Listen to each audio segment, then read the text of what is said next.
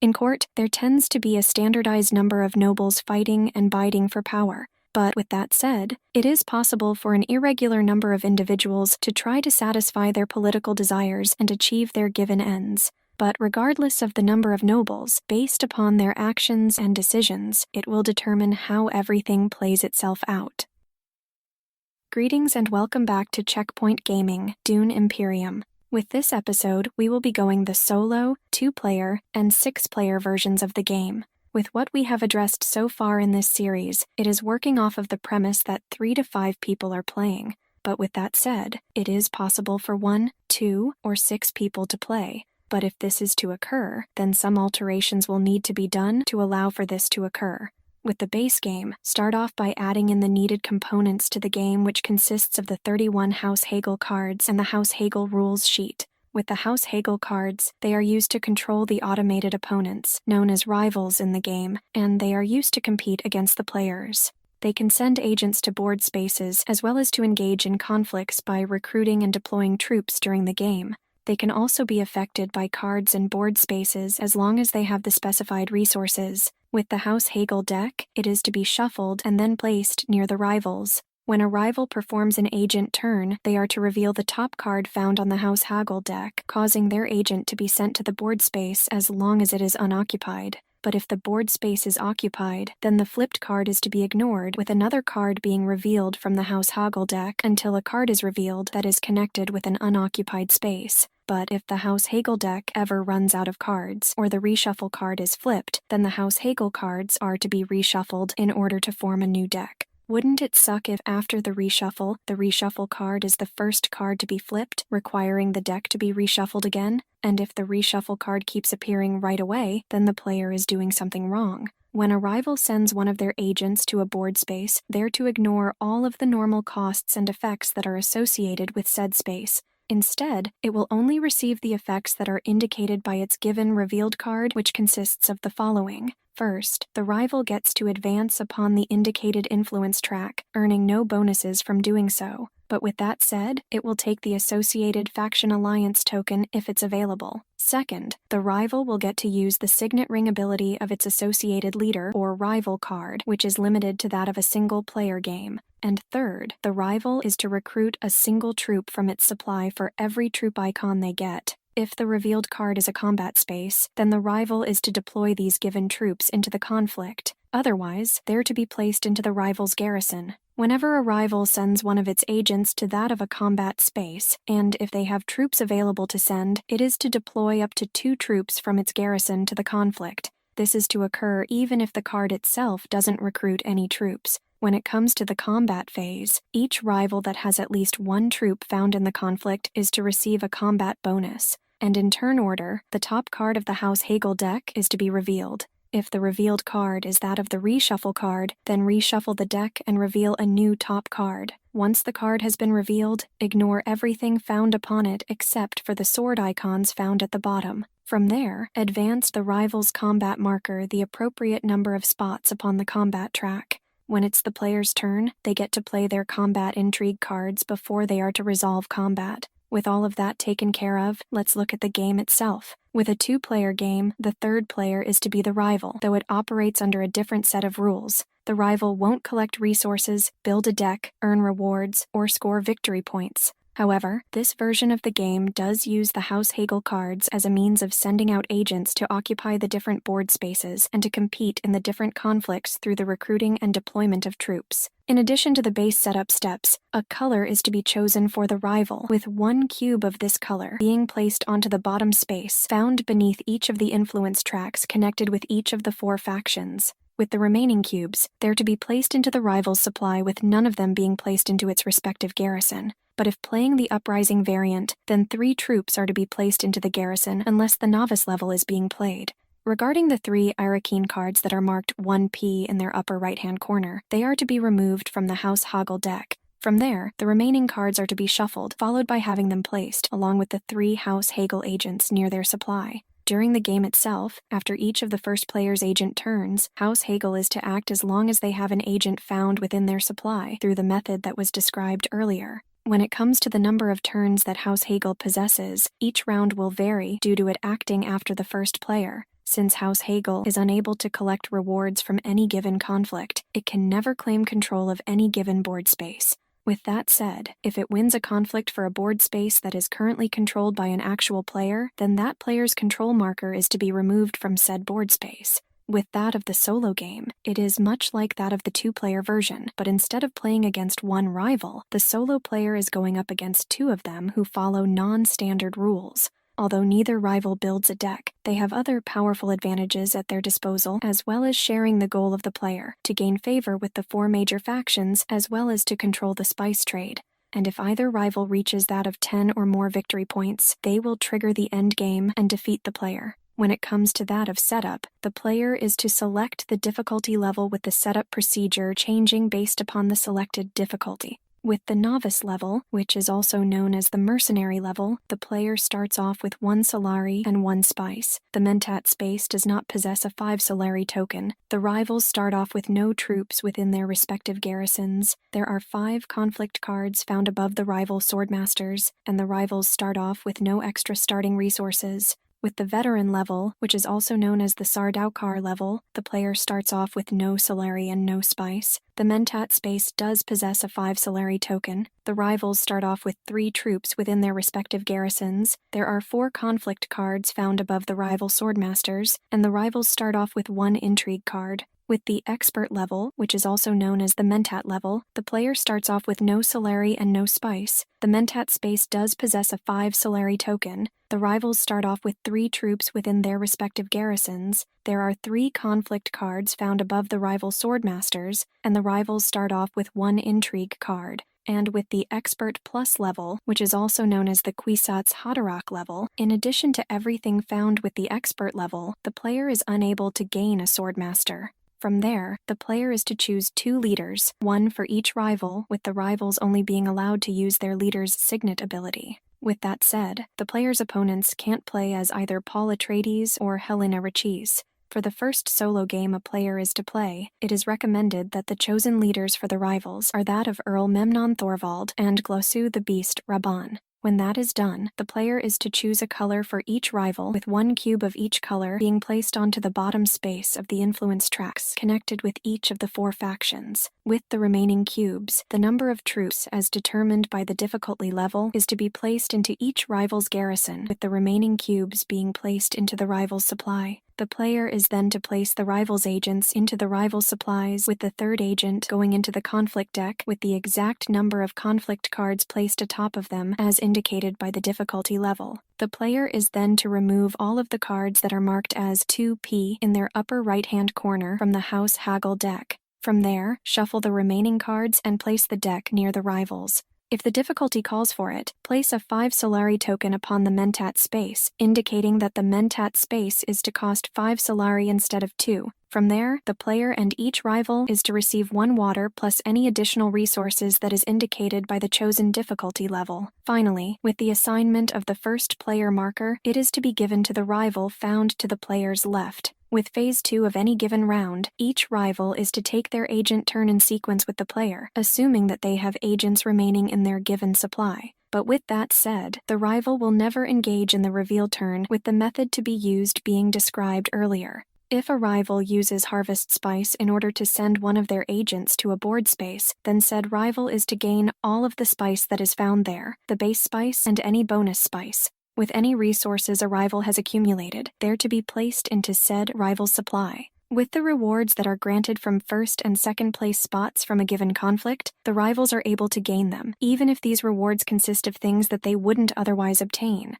They are able to gain victory points and influence with factions, as well as to gain Solari, Spice, Water, and Intrigue cards, which are to be placed into the given rival's supply. At any time, as long as a rival has the indicated resources, they're able to spend them in order to gain victory points. When they have 3 intrigue cards, they're able to turn them in for 1 victory point. When they have 3 water, they're able to turn them in for 1 victory point. When they have 7 Solari, they're able to turn them in for 1 victory point. And when they have 7 spice, they're able to turn them in for 1 victory point. If the rival wins control of the board spaces, they're to place one of their control markers upon the flag space found below it. In future turns, if the player or the other rival places an agent onto said board space, they're to obtain the associated control bonus. They're to also receive a defensive bonus of 1 troop if a conflict is to occur over said board space on a later turn. They're also to gain the Mentat and able to use it as an agent during the following round if playing the base game. If playing Uprising, rivals are able to collect rewards that are listed upon the conflict cards, including that of doubling the reward value if they have at least 1 sandworm found in the conflict. Rivals are also able to win a conflict, claiming said conflict card, and to earn a victory point when they match battle icons. Whenever a rival has the possibility of obtaining victory points from a given conflict card, it will always take it as if it possessed the necessary resources or spies to recall if dealing with the battle for Arrakeen. The rivals will also never take contracts, and whenever a rival earns a reward from a contract due to a conflict, they are to gain 2 Solari instead, regardless if the Choam module is being used or not. When the player reveals a conflict card above that of the rival Swordmaster, each rival is to immediately receive their 3rd agent, which they'll be able to use in the current round as well as for the rest of the game. And whenever a rival faces a choice about gaining influence, they're to choose the faction that they possess the least influence with. But in the case of a tie, or when there is a choice that doesn't involve influence, then the player is to decide on behalf of said rival. But when it comes to that of Uprising, in the case of a tie, the faction priority list that is found at the bottom of the rival card is to be used with the leftmost faction icon being used. For purposes of the Corner the Market Intrigue card, treat each rival as if they have 2 The Spice Must Flow cards, requiring the player to have 3 of Corner the Market in order to gain 2 victory points. When playing at expert difficulty, the rivals are more selective when it comes to that of deploying troops for a given conflict. When participating in a Conflict 1 or Conflict 2, a rival won't deploy any troops if they are in the lead with that of 2 or more troops in said conflict. But for a critical conflict 3, a rival is to deploy all of its troops it is capable of deploying at every opportunity. With the Uprising version of a solo and 2-player game, the following rules are to be implemented. There are 10 rival cards with each rival that is used in the game being represented by one of these cards, and it presents their strategic priorities. This version also comes with 37 House Hagal cards.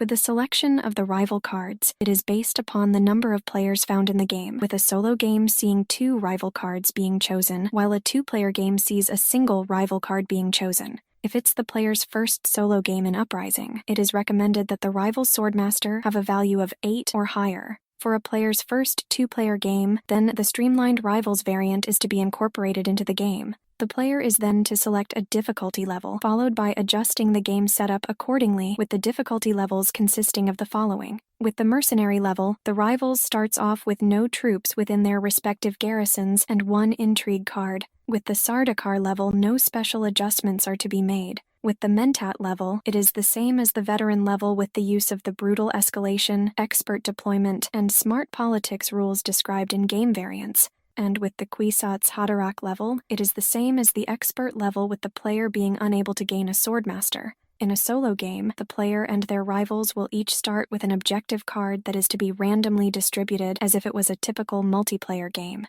In a 2-player game, the Ornithopter objective is given to the rival with the other 2 objectives being given out randomly. With the first player marker, it is to be passed in a clockwise direction, with the rivals possessing said marker in a solo game, but never possessing it in a 2-player game. At least we hope they're human, for no aliens are yet to emerge from the dark galactic forest to greet us. When it comes to that of the rival in a 2-player game, they are always considered to be found seated clockwise from the player that possesses the first player marker, thus causing said rival to always perform their turn between the 2 human players. When playing this variant of the game, and a rival sends one of their agents to a board space, in addition to the actions that were addressed earlier, there are 6 additional actions the rival gets to perform. First, the rival gains 1 influence with the faction that corresponds to the number as indicated by the bottom area of the rival card. Second, the rival gains the indicated resources. Third, with each option that possesses 4 or more intrigue cards, they will have to give one of these cards, which is done at random, to the rival.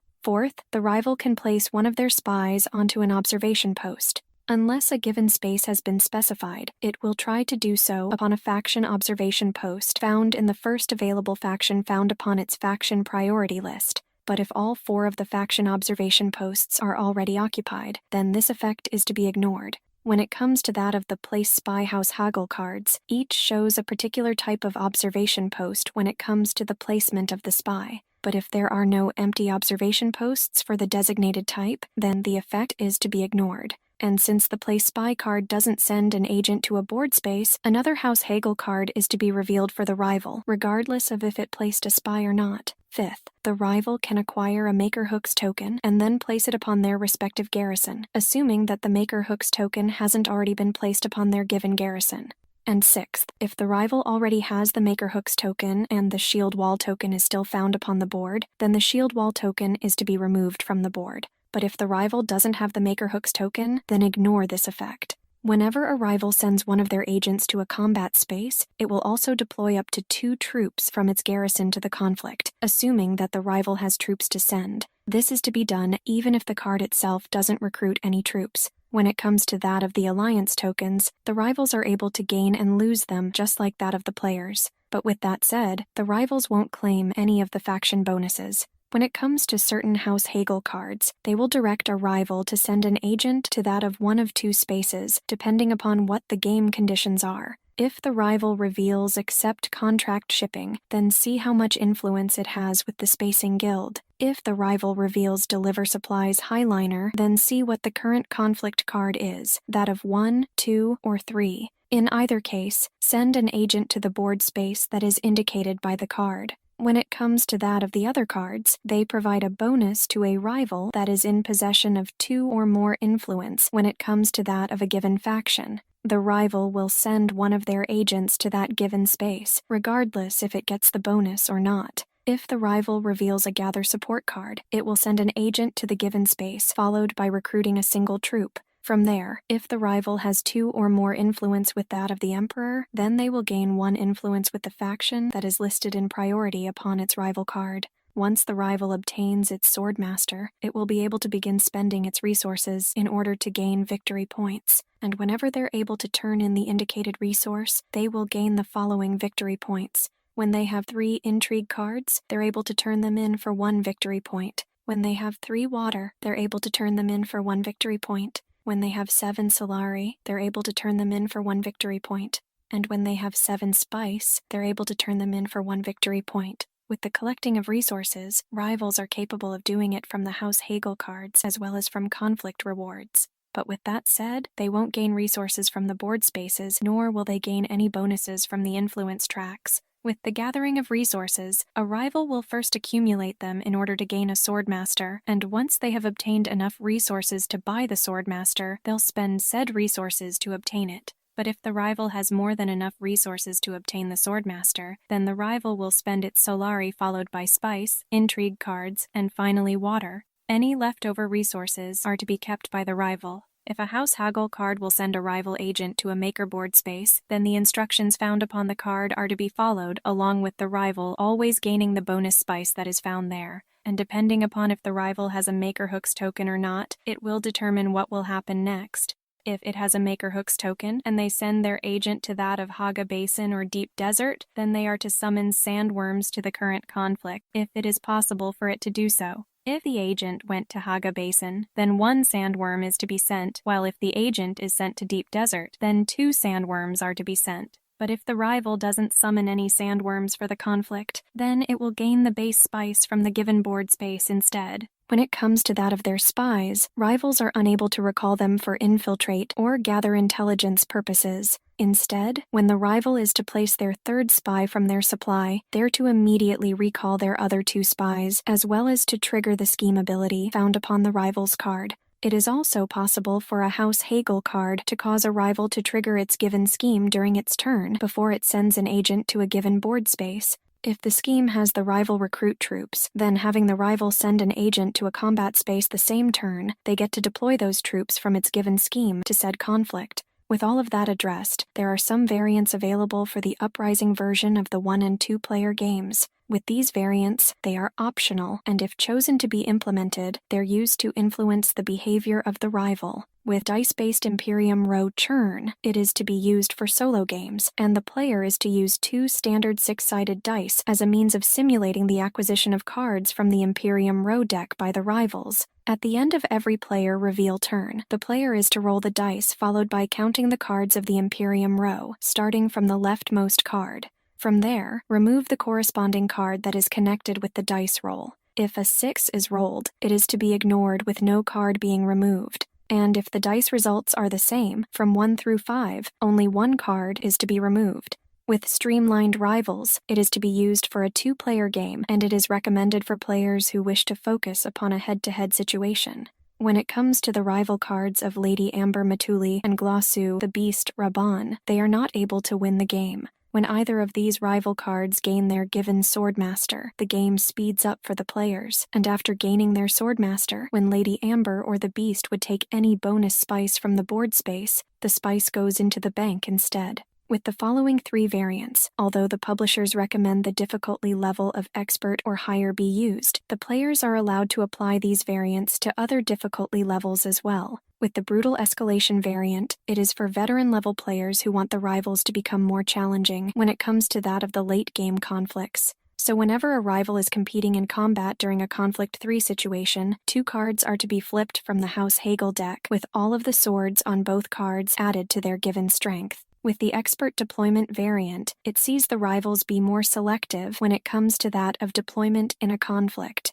When participating in a conflict 1 or 2, the rival won't deploy any troops if they are in the lead with that of 3 or more troops. When it comes to that of a critical conflict 3, a rival is to deploy all of their given troops it is capable of deploying at every opportunity. Rivals will also always summon any sandworms they can before they check to see whether they will deploy troops. Finally, with the Smart Politics variants, it is for veteran players who wish to see their rivals be more challenging while in the political arena. So whenever a rival reveals a card that will cause one of their agents to be sent to the faction board space that doesn't have a cost, it will ignore the card and reveal a new one until one of these conditions are met. The first condition is the rival having an alliance with said faction, as well as leading all of the other players by at least 1 influence. The second condition is that the rival has 2 or more influence with said faction, along with at least 2 influence behind that of the leader of said influence track. With the rise of Ix version of a solo and 2-player game, it comes with 9 House Hagal cards and 2 rival reference cards.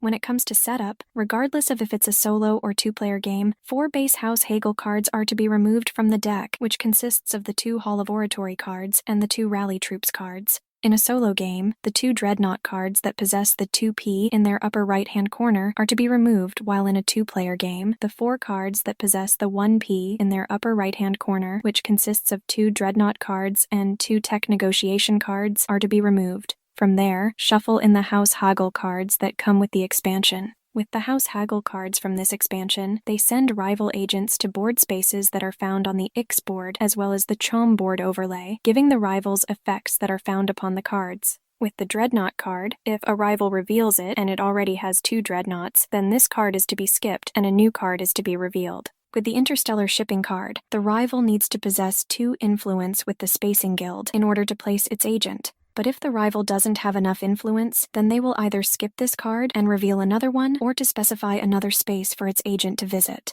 With the Tech Negotiation card, it can only be used in a solo game. When it comes to that of the rival moving its freighter upon the shipping track, it will always advance to the second space, where it will recruit 2 troops and gain a single influence, followed by recalling its freighter. When their freighter gets recalled to the first space, the rival will always choose dividends instead of spice as its reward. This will cause it to gain 5 Solari in a solo game, while all of the other players gaining 1 Solari. And whenever another player moves to the first space, the rival will gain 1 Solari as its dividend, regardless of if it was the human player or the other rival that moved to the first space. When it comes to that of Dreadnoughts, a rival will always prefer deploying them instead of troops and send it into a conflict whenever possible. If a rival wins a conflict and its Dreadnought takes control of a board space, then its Dreadnought will always cover an opponent's control marker if possible and avoid covering its own control markers. If there are multiple spots a rival can send its Dreadnought, it will prefer sending it to the Imperial Basin first, with Arakeen next and Carthag being last.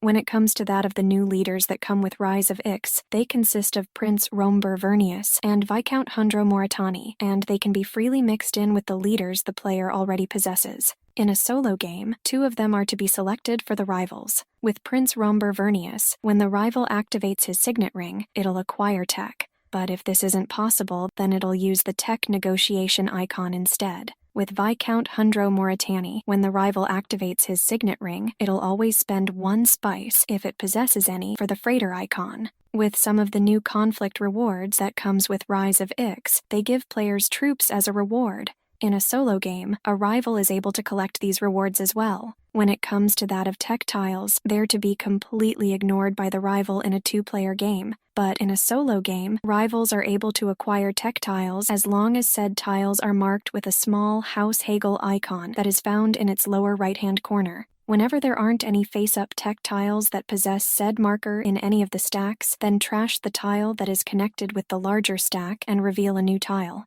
But if there are multiple stacks that are tied for being the largest stack, then trash the tile from the topmost stack. When it comes to that of spice, a rival will hoard it so that it can obtain tech tiles, thus preventing them from spending 7 spice in order to obtain a victory point unless the current conflict card is a conflict 3. And when the rival uses an acquire tech icon, it will acquire the most expensive tech tile it is able to afford. But if a tie exists, then the rival is to choose the tech tile that is found at the topmost stack of the Ix board. When a rival sends one of its agents to tech negotiation, it will acquire tech while using a 1 spice tech discount. But if it's unable to afford any of the listed tech tiles but it does possess at least 1 troop within its supply, then the rival is to place a troop as a negotiator upon Ix. The next time that the rival has the opportunity to acquire tech, it will use said negotiator, along with any other negotiators it has upon Ix, as a means of reducing the cost of a tech tile, if possible. And when a rival obtains a tech tile, it will typically work in the same way as if it was obtained by a normal player. With all of that said, there are some tech tiles that require some special guidance or clarification when it comes to that of solo and 2-player games. When it comes to that of detonation devices, it will cause a rival to always gain a victory point when it is possible to do so. When it comes to that of flagship, whenever a rival sends one of their agents to that of a combat space, and it possesses 4 Solari and has at least 3 troops found in their supply, then it will spend said Solari along with flipping this tile over as a means of recruiting and then deploying its 3 troops. When it comes to that of Holtzman engine, it will grant 1 victory point to a rival during endgame.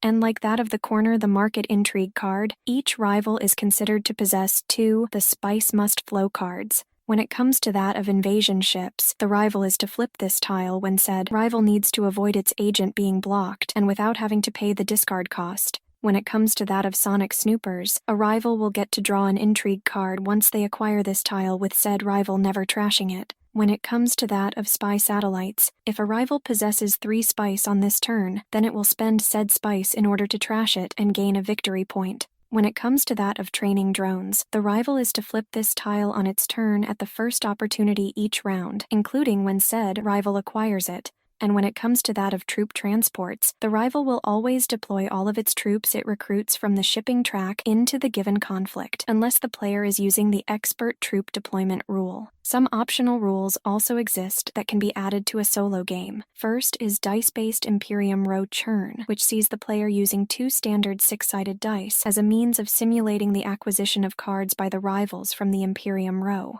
At the end of the player's reveal turn, they're to roll said dice. From there, count the cards starting from the leftmost card and trash any card that corresponds to the numbers that were rolled. But if a 6 is rolled, no card is to be trashed. And if both dice has the same result, then only trash a single card. And second is brutal escalation, which is meant for veteran solo players who want a greater challenge. Whenever a rival competes in combat during Conflict 3, 2 cards from the House Hagal deck are to be flipped with all swords found on both cards, counting towards the strength of said rival. When it comes to that of combining the solo and 2-player version of Uprising with that of Rise of Ix, don't combine all of the House Hagal cards from the given expansion with all of those from Uprising. With that said, the following alterations are recommended. First, remove the 2 copies of Accept Contract Shipping, the 2 copies of Support, and the 1 copy of Assembly Hall from the Uprising set. Second, remove the Fold Space Interstellar Shipping card, along with the cards that are not to be used for the number of players for the given game being played. However, the player can choose to keep the Fold Space/Interstellar Shipping card in the game and just have the rival send an agent to deliver supplies if they try to send their agent to that of Fold Space. With the Immortality version of a solo game, it comes with 4 House Hagal cards.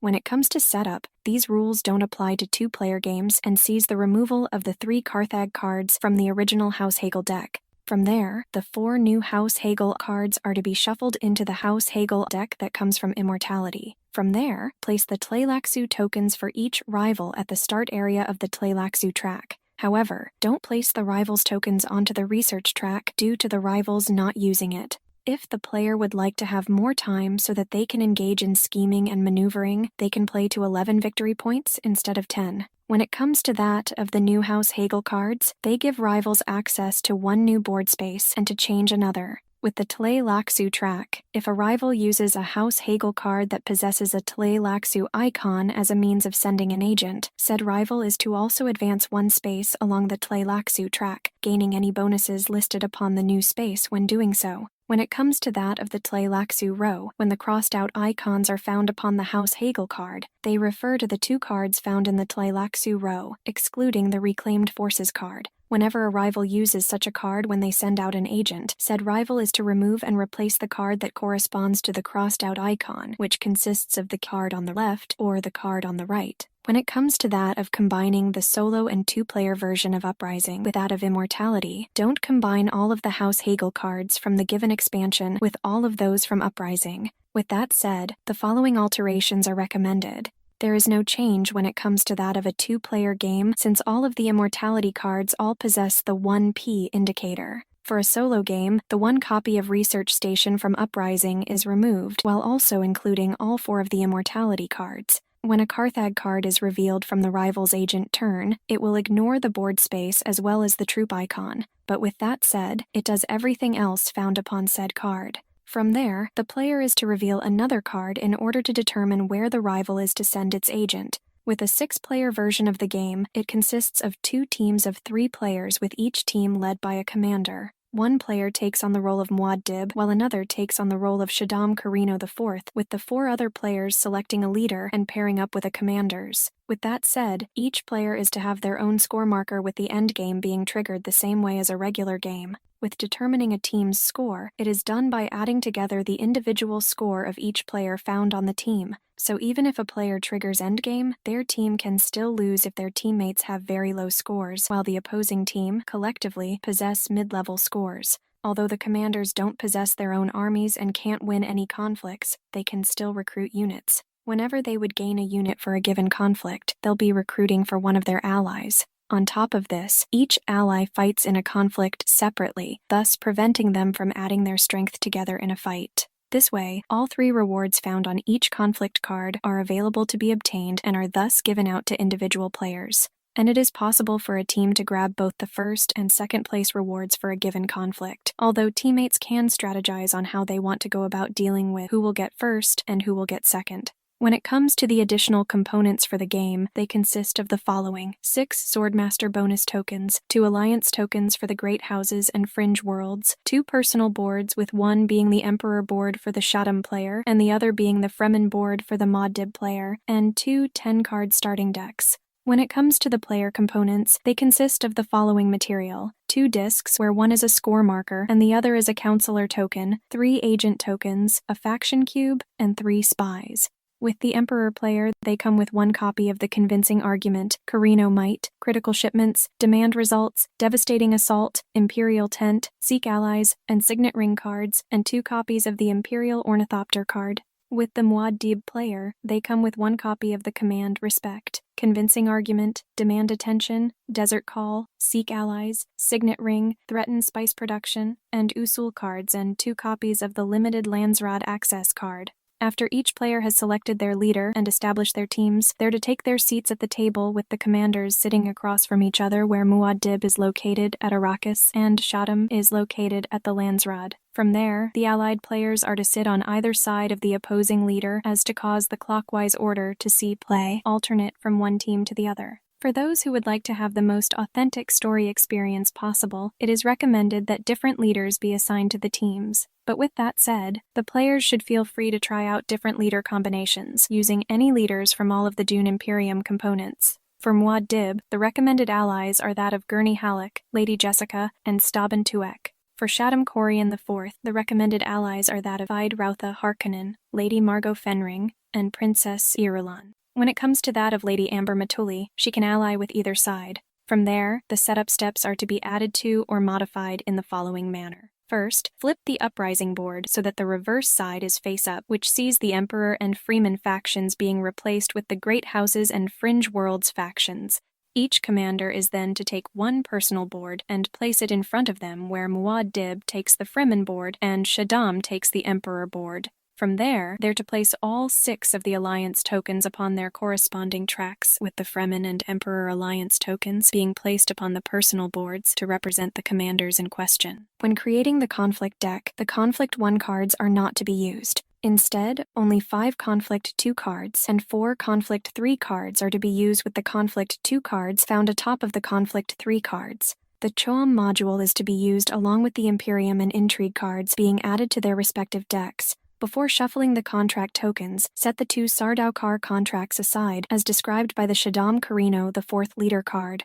Each commander is then to take their respective commander starting decks. With the commander's personal components, they are limited in number. Although they will get the spy tokens and 2 discs, the commanders will not get any troops, combat markers, control markers, or normal agents. Instead, they're to receive a set of 3 agent tokens, with 2 of them possessing 1 directional arrow, followed by putting a 2-directional arrow token aside with the other Swordmasters, with all of the Swordmaster bonus tokens placed next to them. Regarding the commanders, they're to place 1 disc upon the 4 space found upon the score track, which is marked as C. From there, each ally is to place one of their discs upon the 1 space which is marked as A. The allies are then to place 1 faction cube at the bottom of each influence track of the game board, but they won't place a faction cube upon the personal board of either commander. With the commanders, each one is to place their 1 faction cube upon the bottom space of the influence track of their given personal board.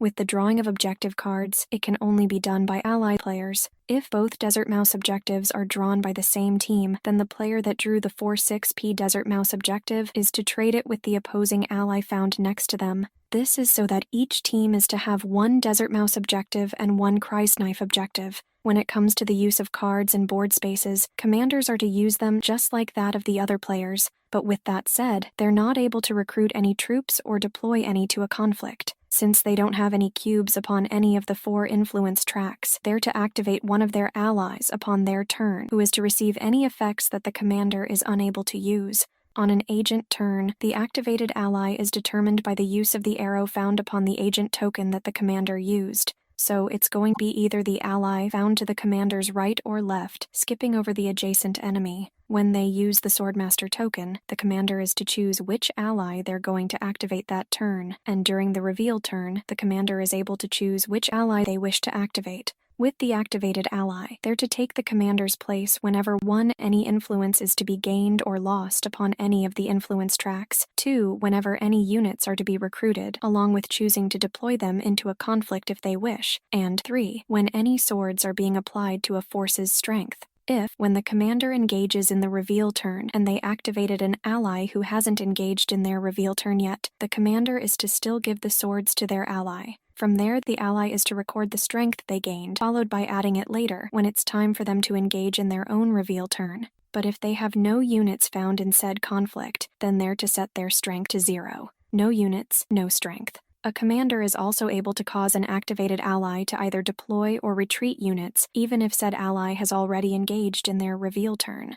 In this case, it will cause the ally to adjust their combat marker accordingly. This can allow the affected ally to enter a conflict that they weren't a part of during their own reveal turn. But if that is the case, any swords that the ally generated during their reveal turn are lost due to what is seen as a lack of battlefield coordination. With each commander's personal board, it comes with 2 spaces found upon it that only they can send agents to. When they do, they're to advance their faction cube along the associated influence track, which come with their own bonuses, which benefits the commander's entire team. Whenever Muad'Dib gains 1 or 3 influence upon the Fremen influence track, everyone on said team will gain 1 spice or 1 water respectively. And whenever Shaddam reaches 1 or 3 influence upon the Emperor influence track, everyone on said team will gain 1 solari, or be able to place a spy respectively. Each personal board is to also provide the commander with a victory point when they obtain 2 influence and an alliance, and accompanied victory point when they reach 4 influence.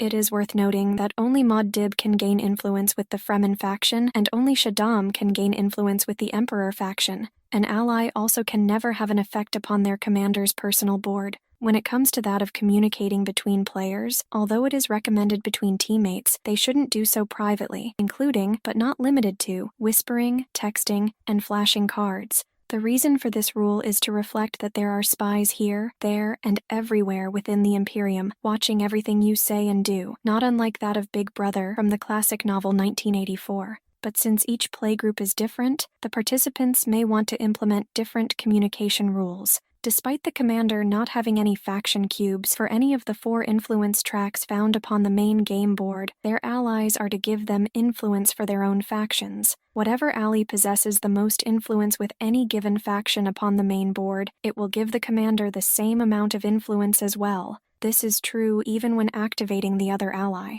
Since there are 2 additional factions, 2 new faction icons now exist relating to them. With the requirements or effects of any board space or card, they are as follows. All 4 allies and Muad'Dib will use the Great Houses faction, where Shaddam will choose either the Great Houses or Emperor faction. All 4 allies and Shaddam will use the Fringe Worlds faction, where Muad'Dib will choose either the Fringe Worlds or Fremen faction. Regarding all units and garrisons owned by an activated ally, they are also owned by the team's commander. This sharing feature allows for certain cards to be activated during the commander's turn. When a commander recruits units when activating an ally, the commander and said ally are each considered to have engaged in recruiting said units. Along the same vein, when units are deployed to a conflict during a commander's turn, then the commander and the activated ally are both considered to have deployed said units. But with that said, any conflict cards that are won by an ally are not co-owned by the respective commander. When it comes to that of the Great Houses faction, they feature 2 new icons that are able to be used by teammates in order to help one another. With Reinforce, it allows the commander to recruit 3 troops which are to be divided between their allies as they see fit, with these troops being able to be deployed in a conflict. With Trade, the commander is to choose 1 teammate that they're going to trade with, which sees the players giving each other 1 or more of a single type of trade good, which includes intrigue cards, spice, water, and solari. It is also possible for 1 or both of the players to decide to give nothing instead. When it comes to the Emperor's personal board and Imperial tent card, it allows Shaddam to move cards from the Imperium row to the throne row. When this is done, a new card is to immediately replace said card from the Imperium deck. When it comes to the cards that are found in the throne row, they can only be obtained by Shaddam and his allies, with Muad'Dib and his allies never being able to obtain them. Guess that's a perk of being friendly with the Emperor. And since these cards are no longer part of the Imperium row, they can't be affected by cards such as manipulation. With the size of the throne row, it is unlimited, allowing it to be built over several rounds if the cards are not obtained. On the commander's turn, they can play combat intrigue cards on behalf of one of their allies, who has at least 1 unit found in the conflict, followed by applying the effects to said allies. With that said, the commander is unable to split their combat intrigue cards between allies, making it an all-or-nothing situation. With each player's Swordmaster agent, they can only be used once per game. So at the end of a round, when a player has sent their Swordmaster to a given board space, it is to be returned to the box. But if the player has their Swordmaster in their supply, and they haven't sent it to a board space on a given round, then it is to remain in their supply, allowing it to be used on a future turn. When earning their Swordmaster, the player will also obtain the Swordmaster bonus token, which they are to keep for the rest of the game, even when the player uses their Swordmaster. When they obtain it, allies are to place it into their garrison, while the commander is to place it at the edge of the conflict area that is nearest to their given side of the board. Once the player has placed their Swordmaster bonus token upon the board, it will add 2 swords whenever they perform their reveal turn. When 2 allies found on the same team tie in combat, then one of them can choose to concede the greater reward to their ally.